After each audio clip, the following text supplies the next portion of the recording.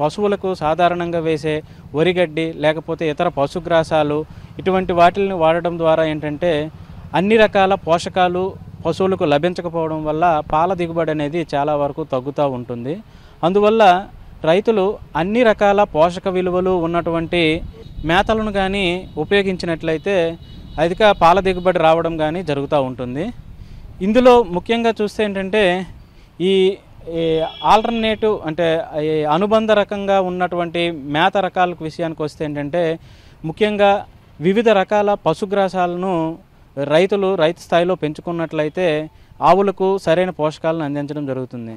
కానీ మన గ్రామీణ ప్రాంతాల్లో అందరూ రైతులు కూడా ఈ పశుగ్రాసాల పెంపకం చేపట్టడం అనేది చాలా కష్టసాధ్యంగా ఉంటుంది. ఎందుకంటే దానికి సరిపడా ఈ ల్యాండ్ కానీ ఉండకపోవడం అనేది జరుగుతూ ఉంటుంది. అందువల్ల ఈ తక్కువ ప్రదేశంలో అధిక పోషక విలువలు ఎక్కువగా ఉన్నటువంటి మేతలను తయారు చేసుకునే విధంగా ఈ అజొల్లాను ఈ ఇంటి పెరట్లలో కానీ ఇంటి పరిసర ప్రాంతాల్లో కానీ పెంచుకున్నట్లయితే మంచి పోషక విలువలు ఉన్న మేతలను పశువులకు అందించడం జరుగుతూ ఉంటుంది.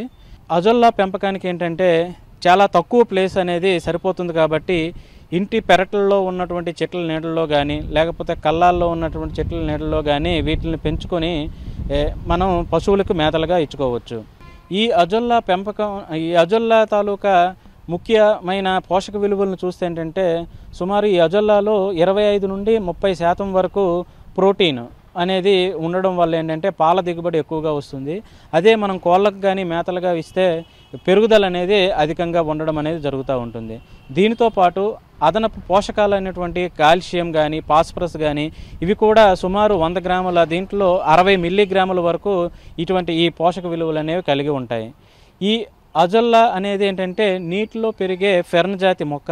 దీనికోసం ఏంటంటే మనం ఈ అజొల్లా పెంపక విధానాన్ని చూస్తే ఏంటంటే ముఖ్యంగా ముందుగా ఈ పెరట్లలో కానీ లేకపోతే చెట్ల నీడల్లో కానీ అంటే 50% షేడ్ ఉన్నటువంటి ప్రదేశాల్లో ఒక చిన్న 1.5 మీటర్ల పొడవు 1 మీటర్ వెడల్పు ఉన్నటువంటి గుంతలను తవ్వుకొని లేకపోతే 2.5 మీటర్ల పొడవు 1.5 మీటర్ల వెడల్పు ఉన్నటువంటి గుంతలను 9 అంగుళాల లోతు ఉండే రకంగా గుంతలను తవ్వుకొని 150 GSM కలిగినటువంటి టార్పాలిన్ షీట్ని వేసి మనం నీటిని సుమారు 6 నుండి 7 అంగుళాల వరకు నీటిని మనం పెట్టుకొని దీంట్లో అజొల్లాని పెంచుకోవచ్చు.